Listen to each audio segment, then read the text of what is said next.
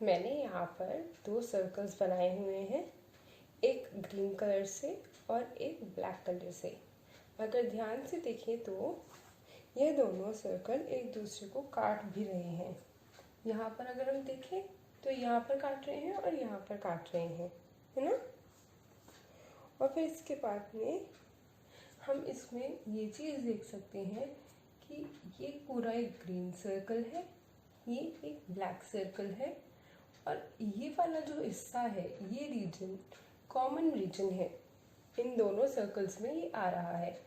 ये ब्लैक वाले में भी आ रहा है और ग्रीन वाले में भी आ रहा है।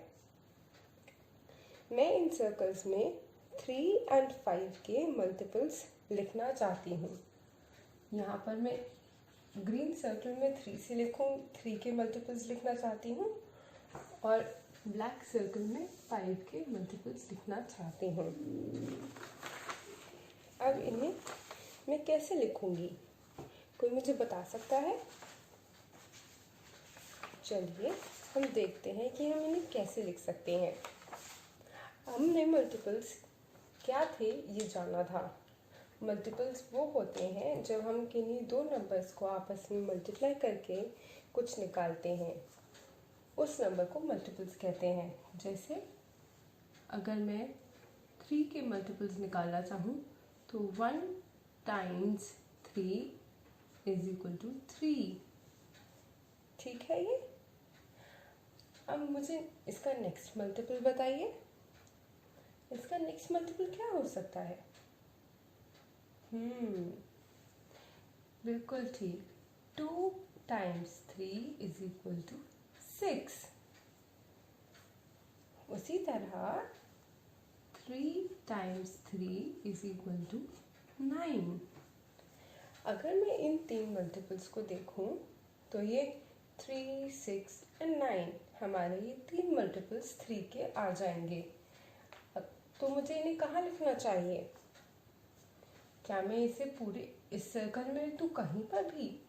क्योंकि ग्रीन सर्कल हमारा 3 के मल्टीपल्स बता रहा है। क्या कहीं पर भी लिख सकती हूँ? यहाँ पर भी? ये तो कॉमन रीजन है।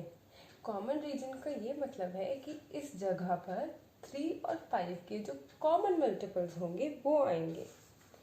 तो क्या इनमें से कोई ऐसा मल्टीपल है जो 5 का भी मल्टीपल हो सकता है? मुझे तो नहीं लगता। तो इसलिए हम सिर्फ 3 के मल्टीपल्स जब लिख रहे हैं तो हम कॉमन रीजन को छोड़कर बाकी वाले हिस्से में इसके मल्टीपल्स लिखते जाएंगे।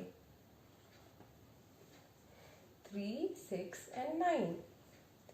अब अगर मैं देखूं तो 4 times 3 is equal to 12, right? Next will be 5 times 3 is equal to 15। 4 times 3 तो 12 आ गया। 12 तो 3 का अपना ही मल्टीपल है, लेकिन 5 टाइम्स 3 इज 15, जो इक्वल होगा 3 टाइम्स 5 के। यानी कि अगर हम 5 को 3 से मल्टीप्लाई करें या 3 को 5 से मल्टीप्लाई करें तो भी हमें 15 ही आंसर आएगा। इसका मतलब ये हुआ कि 15 3 और 5 का कॉमन मल्टीपल है। वो कहाँ आएगा? कॉमन रीजन में। अब हमें एक चीज़ याद रखनी है कि जब हम कॉमन मल्टीपल्स निकालते हैं तो हम एटलीस्ट 12 टाइम्स तक मल्टीपल्स निकालेंगे। 12 टाइम्स तक। यानी कि हमें अगर 5 के मल्टीपल्स निकालने हैं तो हम 12 टाइम्स 5 तक मल्टीपल्स निकालेंगे। क्या कोई मुझे बता सकता है कि 12 टाइम्स 5 कितना होगा?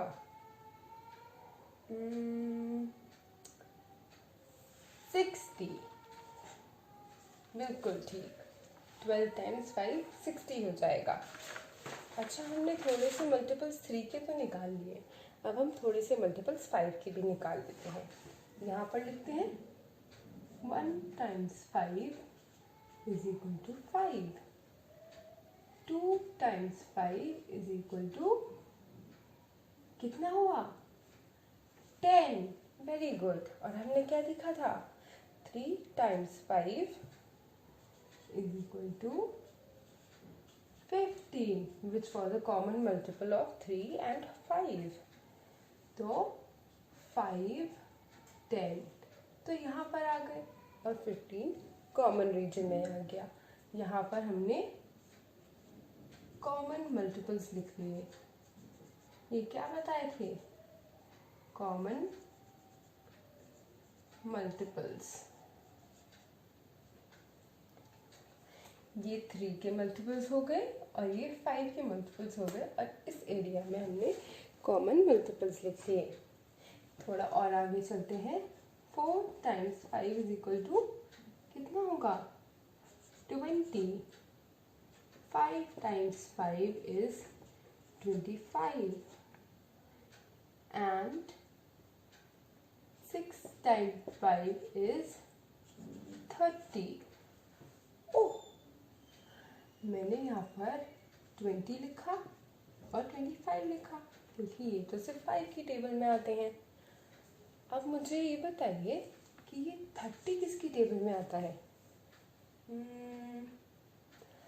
बिल्कुल ठीक, 30 तो 3 की टेबल में भी आता है। कितने पर आता है? 10 टाइम्स 3 is equal to 30।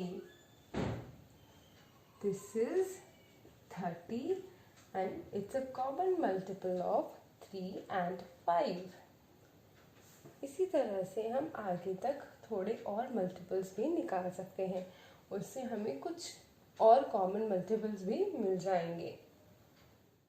इस तरह हम दो नंबर्स की कॉमन मल्टीपल्स बहुत ही आसानी से दिखा सकते हैं।